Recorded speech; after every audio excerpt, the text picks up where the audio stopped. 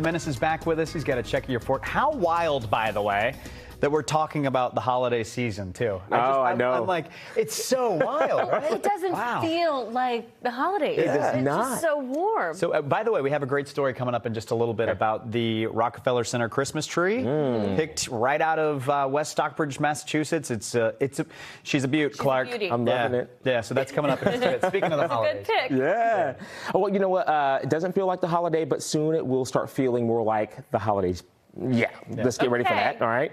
Yeah, 72 today, but how about some 50s for the weekend? We're tracking some cooler weather in your first alert weather headlines. 50s, yeah. Then some breezy winds. Those fire weather concerns are still out there, and we're still tracking some rain late Sunday night, but more so into Monday. The temperatures outside are fairly mild right now. At 72, that was the forecast high, or at least the actual high temperature at Logan in Boston there. Right now, we're at 66 degrees, 66 in Plymouth, and about 62 in Lawrence. So as we go through the next few hours, we see those temperatures dropping by 9 o'clock in the low 50s. Overnight, temperatures will be dropping into the middle 40s, about 46 or so early in the morning. That's at 7 o'clock, and toward noon at about 62 degrees. Cooler weather on tap for the weekend. 51 there for Saturday, 57 for Sunday.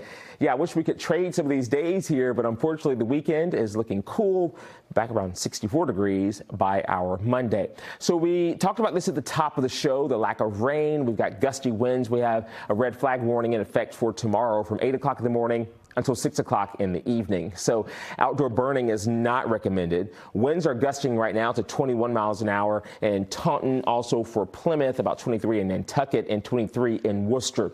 Winds will die down just a little bit over the next few hours, but they're going to pick back up from the west tomorrow. That's a warming wind for us, up to about 30 miles an hour at times. So that's why we have that red flag warning in effect.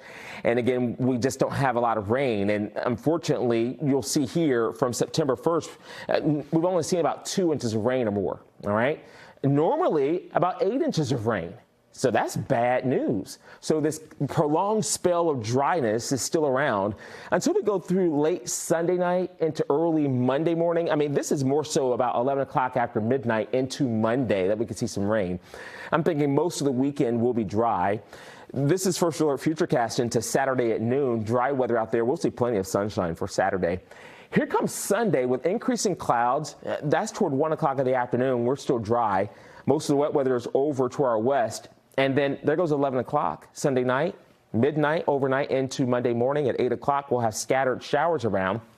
It doesn't look like it's going to rain all day on Monday. In fact, probably by the second half of the day, we'll start drying out. And then you'll notice as we go into Tuesday, dry conditions for eastern Mass, but we'll see some wet weather toward Vermont, even New Hampshire and upstate New York. Looking for some more wet weather. The forecasters from the Climate Prediction Center say over the next 8 to 14 days, not a lot of hope for us. We're near normal with our rain. So we'll be tracking the numbers and tracking the forecast and all the models, but continued dryness will be the rule. This is Hurricane Rafael. Let's show you 105 mile per hour sustained winds. It's moving to the west-northwest at 9 miles an hour over the Gulf of Mexico. That's a well-defined eye right there. As this system is a Category 2 storm, it will meander in the Gulf of Mexico over the next several days.